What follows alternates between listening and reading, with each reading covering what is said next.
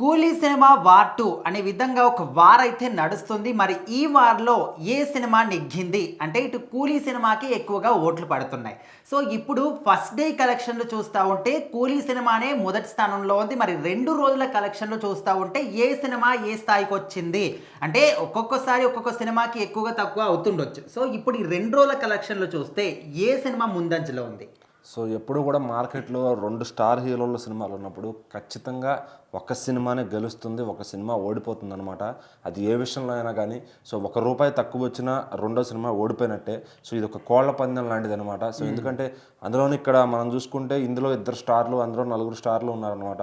So ఇంతమంది ఒకసారి బరిలోకి దిగుతుంటే జనాలకు కూడా అర్థం కావలేదు. ఎందుకంటే 2 సినిమాలు ఏది చూడాలి అని చెప్పి.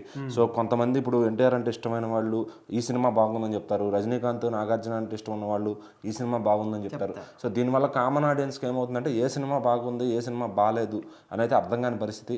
సో మళ్ళీ రెండింటికి కూడా మొదటి రోజే మార్నింగ్ షోకి డిజాస్టర్ టాక్ అని, లేదంటే బాగాలేదని, సో అవి తగ్గాయి ఇవి తగ్గాయి అని చెప్పి కూడా మాటలు అయితే వచ్చాయన్నమాట. బట్ స్టార్ పవర్ ముందు ఇవన్నీ పనిచేయవు అని అయితే మళ్ళీ నిరూపించారు. సో ఓవర్సీస్లో రజనీకాంత్ గారు ఊచకోత ఎలా ఉందంటే దాదాపుగా 2 రోజులకి పూర్తయ్యేసరికి 4.5 మిలియన్లు కలెక్షన్లు అయితే సొంతం చేసుకుందనమాట. సో ఈ సంవత్సరంలో ఒక బిగ్గెస్ట్ రికార్డ్ అని చెప్పొచ్చు అది. సో ఎప్పుడో కల్కి సినిమాకి మన ప్రభాస్ గారిది అంత రికార్డు చూసాం, అంత ఫాస్ట్గా మళ్ళీ ఈ సినిమానే అంత ఫాస్ట్గా కొడుతుందనమాట. సో ఇది ఫుల్ రన్ అయ్యేసరికి 10 మిలియన్లు కూడా దాటేసి 15 మిలియన్ల దాకా వెళ్ళే ఛాన్స్ కూడా ఉంది అని మాట్లాడుకుంటున్నారు. ఎందుకంటే లోకేష్ కనగరాజ్ గారి సినిమాలకు అంత డిమాండ్ ఉంది. మొత్తం ఇండియాలోనే కాదు, ఎక్కడ చూసినా ఓవర్సీస్, యూఎస్ఏ, యూకే ఎక్కడ చూసినా కూడా అంత డిమాండ్ ఉంది. సో అందులోనూ రజనీకాంత్ గారు మరి ఇలాంటి ఒక మంచి ఫామ్లో ఉన్నారని చెప్పొచ్చు. జైలర్ తర్వాత సో వేటయాన్ని కూడా మంచి వసూళ్ళే చేసింది. సో ఇది కూడా ఇంకా నెంబర్ 1 వసూలు చేస్తుందని చెప్పడం ఎటువంటి సందేహం లేదనమాట.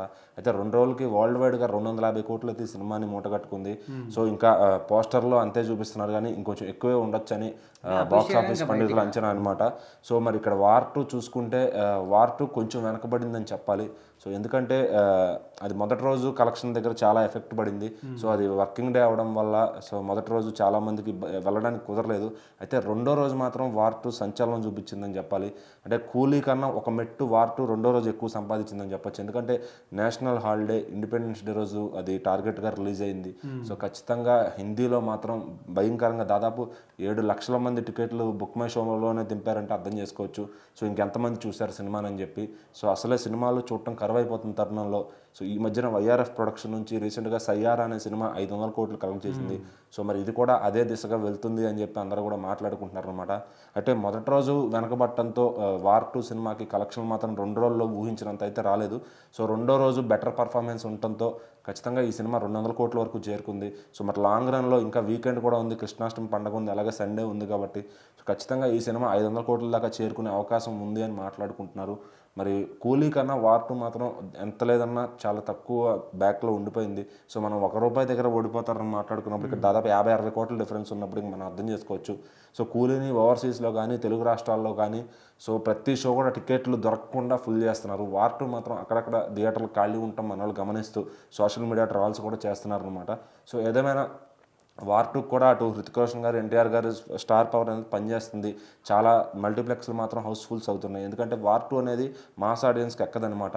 సో అది క్లాస్ ఆడియన్స్ సినిమా. ఖచ్చితంగా మల్టీప్లెక్స్లో మాత్రం ఒక బిగ్ నెంబర్లు మూట కట్టుకుంటుందని చెప్పొచ్చు. మరి కూలీ మాత్రం అన్ని వర్గాలను ఇంప్రెస్ చేస్తూ సూపర్ హిట్గా దూసుకుపోతుంది.